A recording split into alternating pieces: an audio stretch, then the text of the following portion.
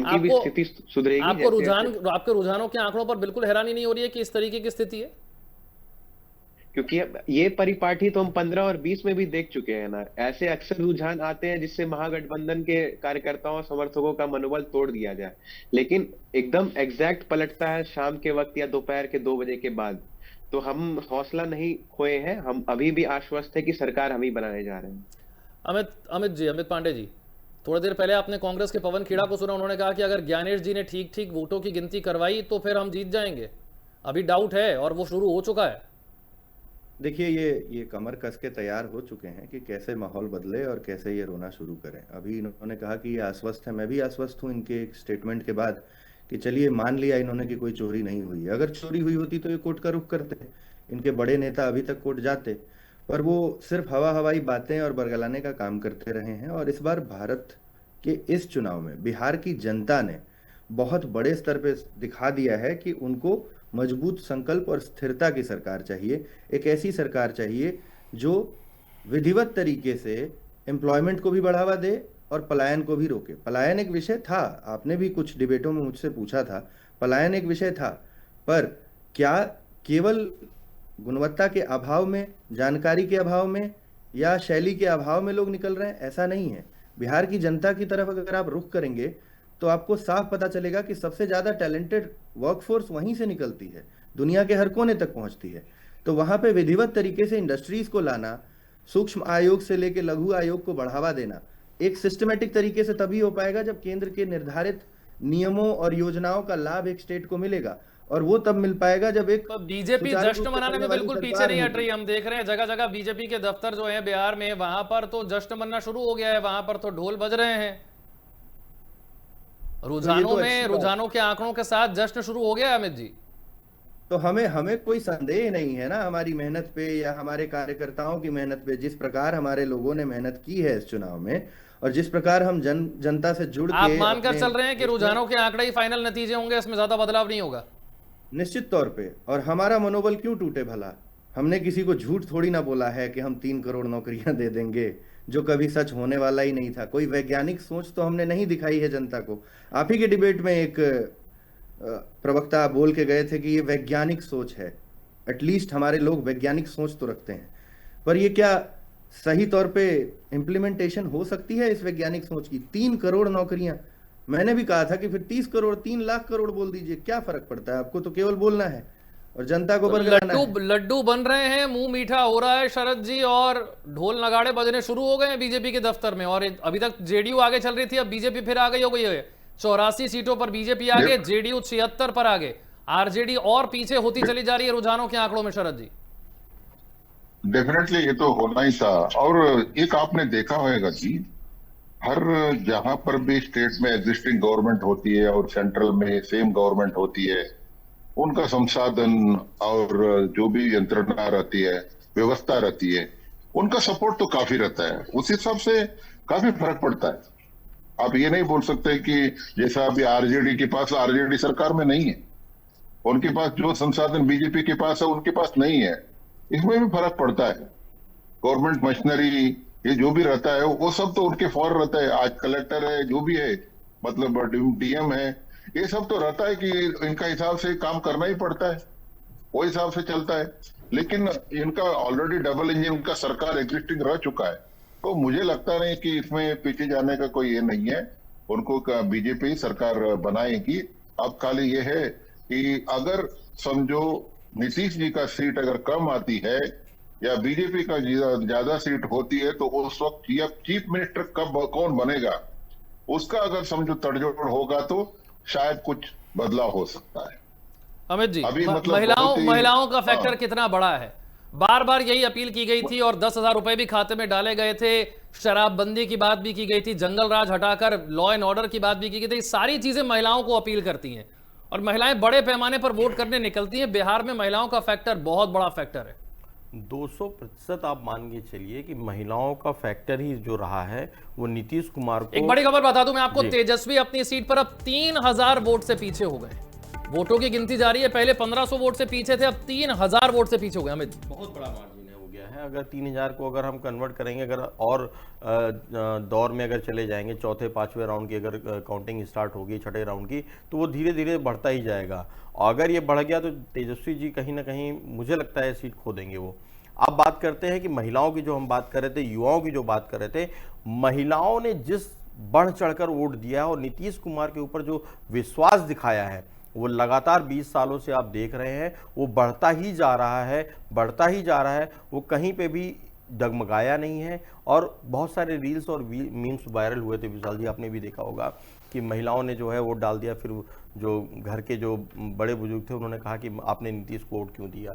तो जिस शराबबंदी की हम बात करते हैं, एक महिलाओं के बीच में घर कर गई है। भले ही शराब उपलब्ध है, भले ही लोग बलिया आ जाते हैं, भले ही वो उत्तर प्रदेश में आ जाते हैं जो बॉर्डर से लगे हुए, नेपाल चले जाते हैं, लेकिन आप इस बात को मानिए, महिलाएं इस तरह सुरक्षित महसूस करती हैं कि कम से कम 70% कमी आई है बिहार में शराबबंदी की वजह से। और लोग जो है बहुत तायत मात्रा में जो है रोजगार से जुड़े हैं, बहुत लोग जो है कामगार बने हैं। और बाहर पलायन का एक मुद्दा बहुत बड़ा रहा है, लेकिन लोग ये जानते हैं कि अगर यहाँ पे दोबारा से जो है शराब अगर बंटने लगी और मिलने लगी तो फिर कहीं ना कहीं उसका जो खामियाजा होगा वो महिलाओं को जिस तरह से प्रताड़ना होती थी, एक बहुत बड़ा कलंक है ये।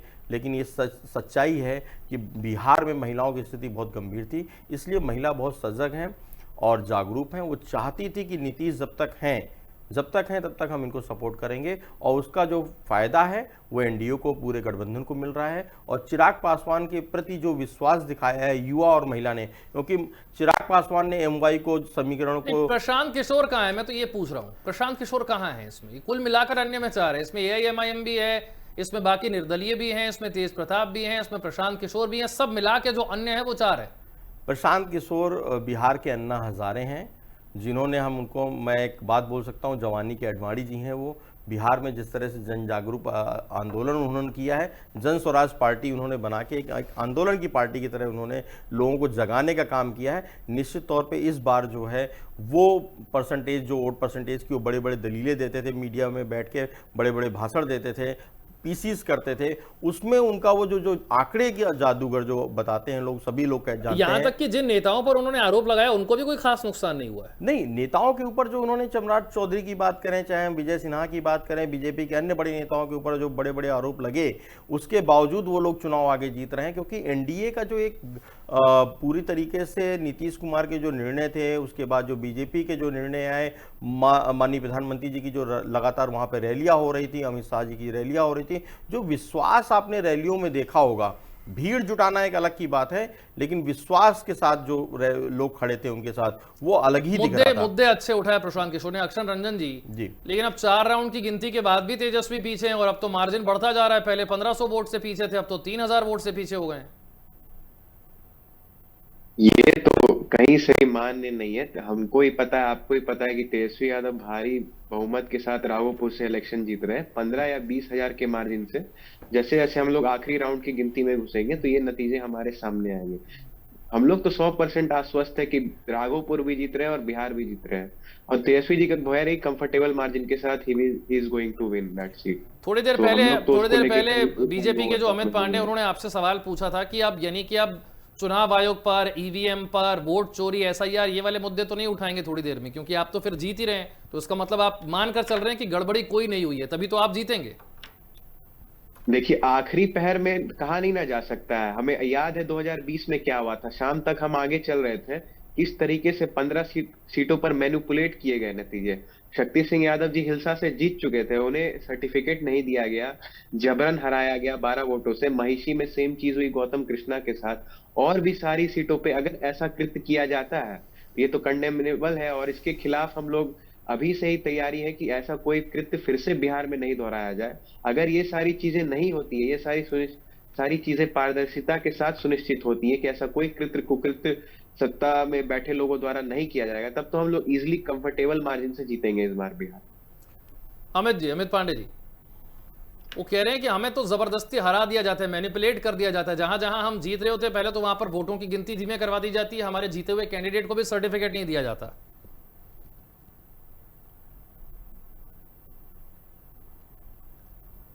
आवाज आपकी नहीं आ पा रही है। अमित पांडे जी। मैं कह रहा हूँ इनसे जी पूछिए जरा, जी जी इनको जी। कौन बता देता है, ये इनसाइडर न्यूज इनको कौन दे देता है कि वहीं पे ये जीत रहे थे जहां पे खेल हो जाता है, ये छेड़छाड़ हो जाती है। मैं तो शुरू से ये कहता आ रहा हूं कि ये जो वोट चोरी का राग अलापने वाली पार्टी है, कोई जाके इनसे पूछे कि भैया जहां तुम्हारी सरकार बन गई वहां तुमने भी चोरी की थी क्या। इनको अब ईवीएम की जरूरत नहीं पड़ेगी। अब जो विपक्ष खड़ा होने वाला है बिहार के आगे, उसको ढूंढने के लिए ईवीएम की जरूरत नहीं, अब जीपीएस की जरूरत पड़ेगी। ये इतने पीछे चल रहे हैं और मैं धीरे धीरे और आश्वस्त होता जा रहा हूं कि हम सिर्फ बहुमत ही नहीं, एक रिकॉर्ड तोड़ बहुमत की तरफ आगे बढ़ रहे हैं। मैं इनके मनोबल को सलाम करता हूं, अच्छी बात है, मनोबल होना भी चाहिए और ऑप्टिमिस्टिक होना कोई अपराध नहीं है। लेकिन ऑप्टिमिस्टिक होते हुए आप ये तैयारी साथ में कर लें कि भाई 2 घंटे बाद हमको ये आरोप भी मढ़ने हैं जिसका कोई आधार नहीं, तथ्य नहीं, तो उसके लिए भी मैं इनको शुभकामनाएं ही दे सकता हूं। उससे ज्यादा मैं क्या ही बोलूं। लेकिन बहुत सारे लोग कह रहे थे कि बीजेपी की भी इच्छा नहीं है कि नीतीश कुमार को मुख्यमंत्री बनाया जाए। मन ही मन वो भी इच्छा कर रहे हैं कि सरकार तो बन जाए लेकिन नीतीश जी पीछे रह जाए थोड़े से, और मुख्यमंत्री और कोई या बीजेपी अपना बना ले। ऐसा होता हुआ नजर नहीं आ रहा। या तो वो आपको टक्कर देंगे या तो आपको पीछे छोड़ देंगे इस बार। हमारे शीर्ष नेतृत्व ने, हमारे गृह मंत्री जी ने भी कई बार बड़े बड़े डिबेट्स में आके इस चीज को कहा है कि हम नीतीश जी के नेतृत्व में ही चुनाव लड़ रहे हैं। कभी भी किसी भी प्रकार से एनडीए ने सामूहिक तौर पे या निजी तौर पे कोई ऐसी टिप्पणी या टीका टिप्पणी नहीं की। लेकिन सीएम कैंडिडेट तब बनाने की कोशिश की गई जब महागठबंधन की तरफ से तेजस्वी जी का नाम आ गया। उससे पहले तो आप कह ही नहीं रहे थे। उससे पहले तो मुझे अमित शाह साहब का स्टेटमेंट याद है, उन्होंने कहा था चुनाव जीतेंगे, विधायक बैठेंगे, चर्चा करेंगे, फिर तय होगा सीएम कौन बनेगा। जैसे ही तेजस्वी जी का नाम सामने आया, हर रैली में आप लोग कहने लगे नीतीश सीएम है, नीतीश सीएम है। उससे पहले तो नहीं कह रहे थे। जी नहीं, देखिए मैं आपको याद दिलाऊं, हमारे शीर्ष नेतृत्व में अमित शाह जी ने भी ये बार बार कहा है कि हम लोकतांत्रिक प्रक्रिया से चलते हैं। पार्टी जीतने के बाद एनडीए की एक बैठक होती है जिसमें हर पार्टी के नेताओं का अपना एक से होता है और उसके बाद वो अपना नेता चुनते हैं, सामूहिक तौर पे नेता चुनते हैं। अभी ना तो खारिज किया गया है ना मोहर लगाई गई है, और मैं अभी इस विषय पे कोई टिप्पणी इसलिए नहीं करना चाहता क्योंकि मुझे भरोसा है कि जब बहुमत मिलेगा तो पार्टी अपने लोकतांत्रिक प्रक्रिया को फॉलो करके ही नाम आगे करेगी। और वो हो सकता है नीतीश जी हो या कोई और भी हो, पर अभी लोग कह रहे थे, वो लोग कौन थे? नहीं, अभी भी आपको लग रहा है कि नीतीश जी सीएम बने नहीं बने ये बाद में तय होगा। लोग तो नहीं थे। नहीं, अभी आप क्या कह रहे हैं? इन रुझानों के बाद भी आप ये कह रहे हैं कि नीतीश जी मुख्यमंत्री बनेंगे या कोई और अभी तय नहीं है? लोकतांत्रिक प्रक्रिया है। अरे आपके इतने बड़े नेता गिरिराज सिंह थोड़ी देर पहले बीजेपी के कार्यालय पहुंचे, उन्होंने कहा नीतीश कुमार सीएम होंगे। तो अगर हमारा शीर्ष नेतृत्व कह रहा है तो होंगे, इसमें तो अभी क्लैरिटी नहीं है ना शीर्ष नेतृत्व में, यही तो मैं पूछ रहा हूं। अभी क्लैरिटी नहीं है नीतीश कुमार के नाम पर, अभी संदेह बरकरार है। देखिए, आपने अगर पुराने सारे रिकॉर्ड्स उठा के देखे होंगे तो हम विधिवत तरीके से समय लेते हैं, जनता के सामने हम अनाउंस भी करते हैं कि थोड़ा समय लेगी। पार्टी हर एक मंतव्य को, हर वक्तव्य को ध्यान से सुनती है, फिर निर्णय लेती है। एक ही परिवार का एक ही युवराज राज करेगा, ये हमारे यहाँ नहीं होता है जी। हमें बहुत तरीके से चलना पड़ता है, ठीक है? फिर चाहे कोई चारा डकार जाए। मोकामा से जेडीयू के अनंत सिंह 12,000 वोटों से आगे हैं। चुनाव में क्या हुआ? गोली चली, गिरफ्तारी हुई, मोकामा में अनंत सिंह 12,000 वोटों से आगे हैं। शरद जी, आवाज मिल रही है आपको? शरद जी नहीं, उन तक आवाज नहीं। अमित तिवारी, देखिए मोकामा में जो हो रहा है जी जी जी, अनंत सिंह आ गए हैं 12,000 वोटों से मोकामा में।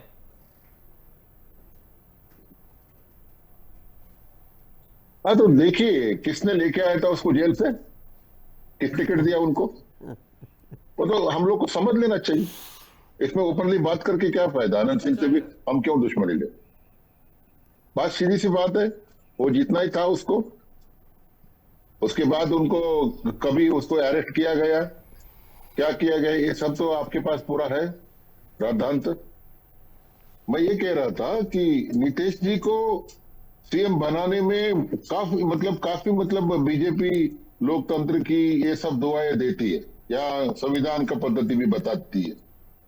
अगर सोच लिया तो कुछ भी कर सकता है, क्योंकि महाराष्ट्र में क्या किया तो सबको पता है। कट्टू साइड शिवसेना को कैसा किया गया, राष्ट्रवादी कांग्रेस को क्या किया गया, ये सब तो उदाहरण हमारे सामने है। हम लोग उसके अंदर ज्यादा सोचने की जरूरत नहीं। और मैं इतना बोल सकता हूँ, सीखो, वो पाठशाला है बीजेपी, उनके पास सीखना चाहिए।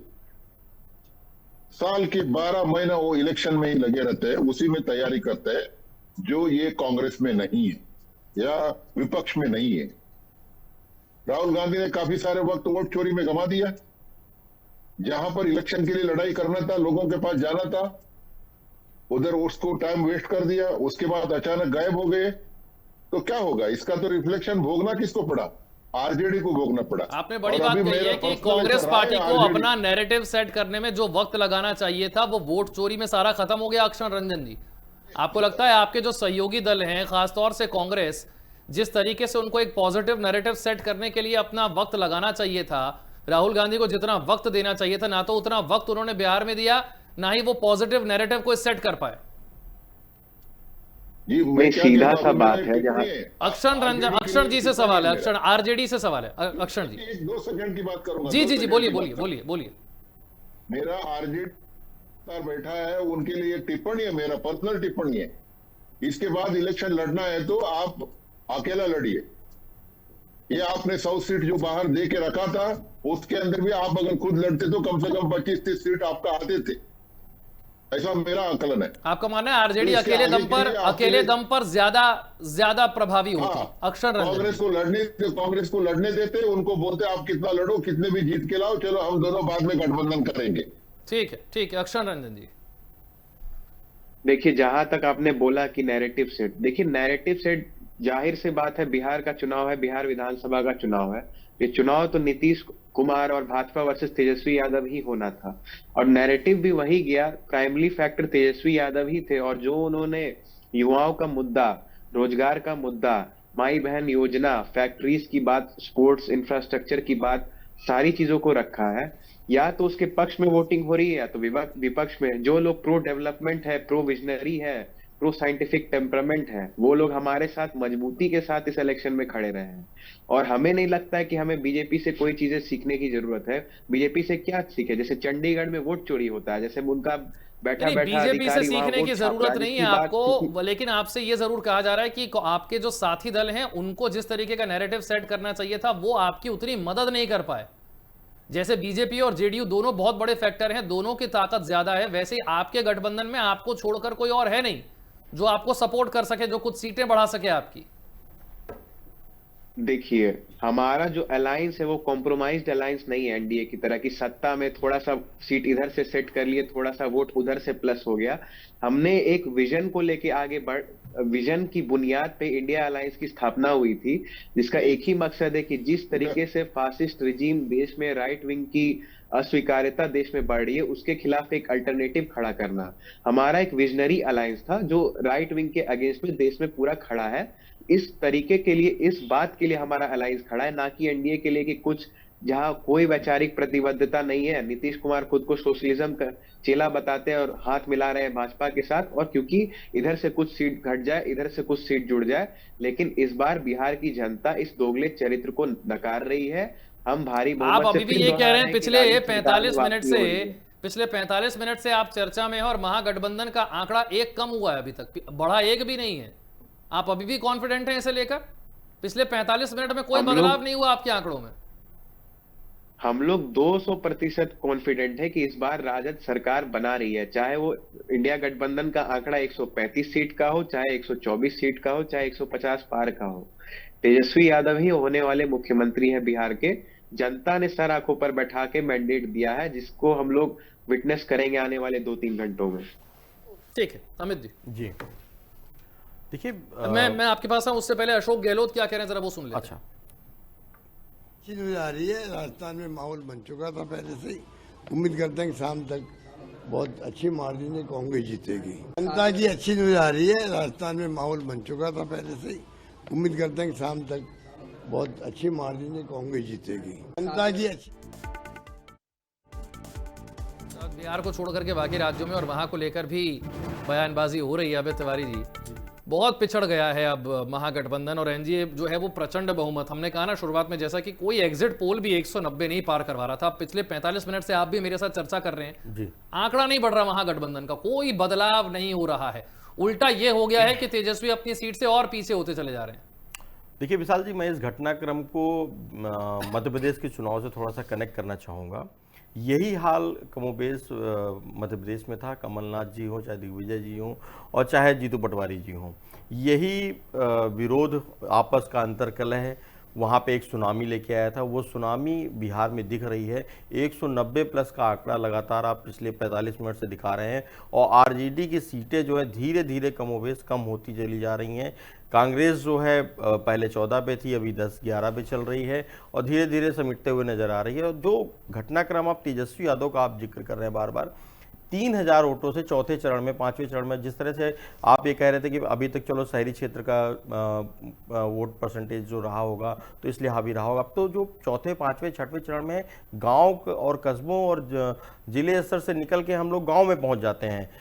ग्राम सभाओं के बस्ते खुलने लगते हैं, ग्राम सभाओं की जो ईवीएम होती हैं वो खुल जाती हैं। अगर वो वोट परसेंटेज नहीं बढ़ा पा रही है तेजस्वी यादव जी का, तो मुझे करीब 4 घंटे हो गए हैं वोटों की गिनती शुरू हुए। जी करीब मुझे नहीं लगता विशाल जी कि अब वो कवर अप हो पाएगा। अगर ये 3000 से, रंजन जी तो कह रहे हैं अभी शाम होने दीजिए, देखिए हम आगे निकल जाएंगे। ये तो पहले के चुनावों में भी हुआ है, क्या फर्क पड़ता है पिछले पहले 3-4 घंटे में क्या होता है? अक्षर जी ने एक शब्द इस्तेमाल किया था, बक्से। अब वो बक्से जो है ईवीएम में कन्वर्ट हो गए हैं, तो अब उतना समय लगता नहीं है कि अब ये गांव का। मेरा एक प्रश्न और भी है कि पहले तो ईवीएम गलत हुआ करती थी, इस बार अब ईवीएम के बारे में कोई कुछ नहीं बोलता। अब वोट चोरी अलग वाला, अलग से एक नैरेटिव सेट हो गया है। देखिए चुनाव, ईवीएम ठीक हो गई है क्या विशाल जी? ईवीएम के बारे में लगातार जिस तरह बोला है और जनता ने जो विश्वास दिखाया है ईवीएम के प्रति, वो हर चुनाव में आपको देख के नजर आया है। मुझे अक्षर जी से इस पर जवाब चाहिए कि अब ईवीएम की बात क्यों नहीं होती?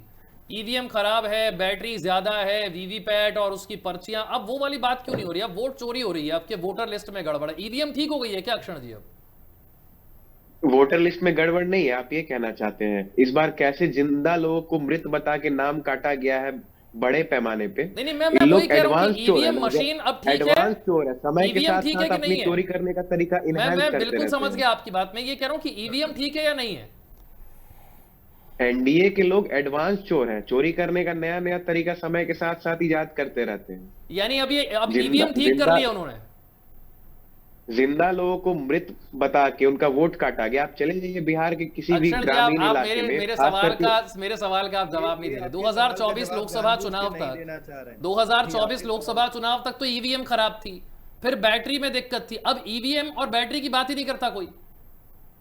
नहीं, आप हमको ये बताइए कि ये सब सवाल उठता क्यों है? यहाँ का यानी इलेक्शन कमीशन इनकॉम्पिटेंट तरीके से विपक्ष के सवालों को क्यों नहीं एड्रेस कर पा रहा है? अरे भाई, 2024 लोकसभा चुनाव से पहले अक्षर जी सुप्रीम कोर्ट में गया था ईवीएम का मामला, सुप्रीम कोर्ट ने गलती नहीं मानी ईवीएम में तो कोई, फिर आपने ईवीएम का मुद्दा छोड़ दिया, आपको लगा ये वाले तो दाल नहीं गल रही है, तो अभी आप वोट चोरी की तरफ चले गए। वोट चोरी के मुद्दे को लेकर ऐसी कोई खास लड़ाई अदालत में तो चल नहीं रही है। मेरा प्रश्न ये है, उन तक आवाज नहीं जा रही। अमित पांडे जी, देखिए ये एक समय के बाद समझ गए कि अब इस पे हम और बेवकूफ़ नहीं बना सकते जनता को, इसलिए इन्होंने अब दूसरा मुद्दा पकड़ लिया है। कुछ दिनों बाद ये मुद्दा भी बदल जाएगा और इनकी कहानियां कुछ और दूसरी दिशा की तरफ चली जाएंगी। और उसका एक उदाहरण अगर आपको देखना है तो आप शाम तक इंतजार कीजिए, जब फाइनल रुझान आ जाएंगे और मैंडेट मिल जाएगा, तब इनके स्टेटमेंट्स अपने आप ये बता देंगे कि किस तरीके के आरोपों पर निर्भर करने वाले हैं।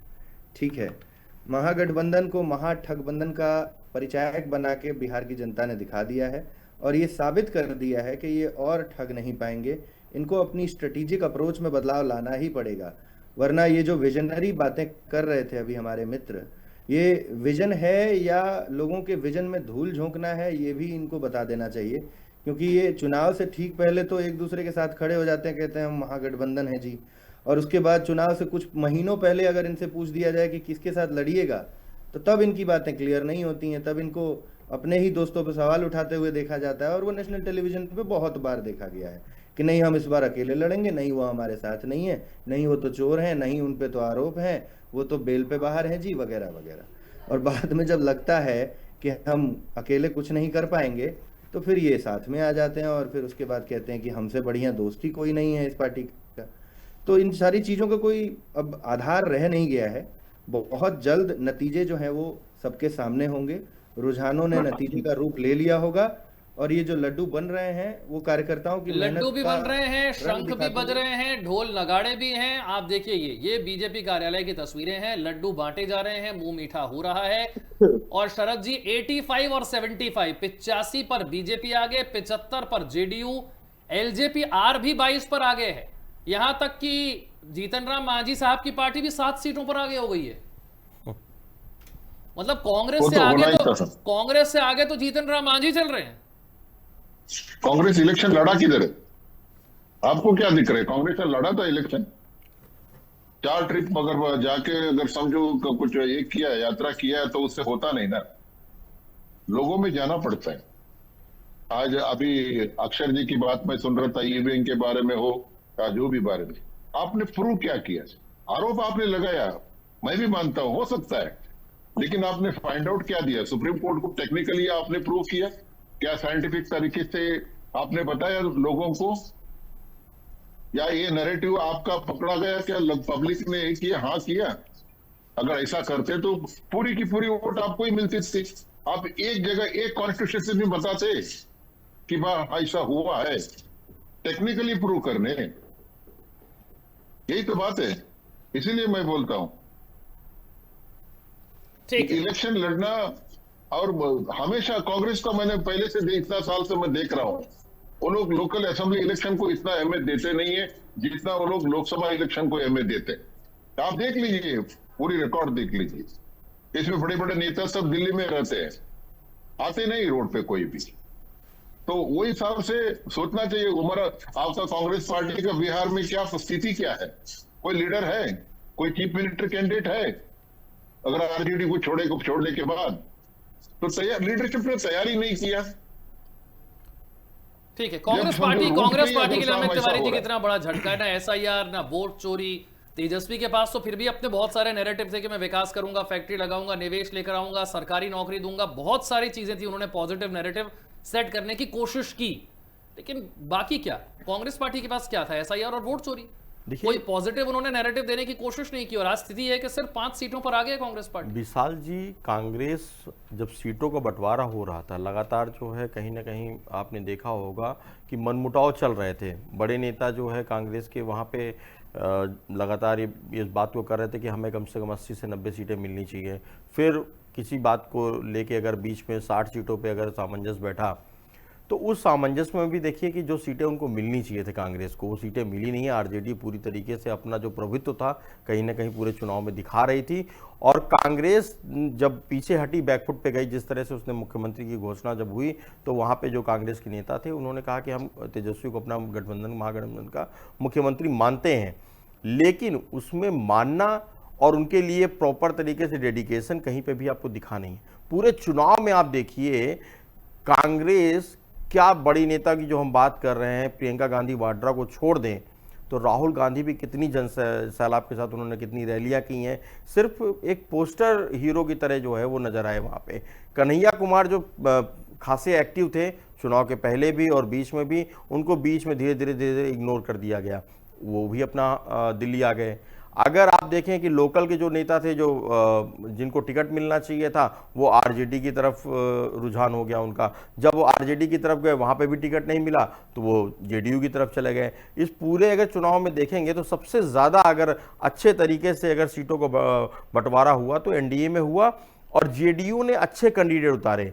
ये बात आपको माननी पड़ेगी कि 10,000 रुपये चाहे लोगों के खाते में गए, लेकिन कैंडिडेट जो नहीं, पर 10,000 रुपए चुनाव से ठीक पहले देना बड़ा फैक्टर तो है ना। नहीं, बड़ा फैक्टर विपक्ष है। आपको कहेगा ना कि आपने वोट खरीद लिया, आप 10,000 रुपए किसी खाते में गए, तो उस महिला के खाते में अकेले नहीं गए ना, उस परिवार को एक मुश्त 10,000 रुपया मिल गया। बिल्कुल मिल गया। 400 रुपए जिसको मिलता था उसको 1100 रुपए मिल गया। हम तो उसकी बात ही नहीं कर रहे हैं। ये भी हुआ है कि जो वृद्धा योजना थी उसमें जो बुजुर्ग माताएं थी उनको भी जो है 400 रुपए पहले मिलते थे, चुनाव के पहले उसी रकम को जो है बढ़ा के 1100 रुपए कर दिया गया। दूसरी सबसे बड़ी बात जो आप बोल रहे थे कि कैंडिडेट अगर अच्छा नहीं है, आप कितना भी पैसा बांट दीजिए, अगर कैंडिडेट जनप्रतिनिधि आपका जो चुनाव लड़ रहा है और पहले से जो मेहनत कर रहा है, अगर उसको आपने टिकट नहीं दिया तो वो कहीं ना कहीं आपके खिलाफ बगावत करेगा। अगर 2020 के चुनाव में देखेंगे तो नीतीश ने कहीं ना कहीं लोगों को टिकट सिटिंग एमएलए के अदर तरीके से काटे थे और उसका खामियाजा नीतीश को भुगतना पड़ा था।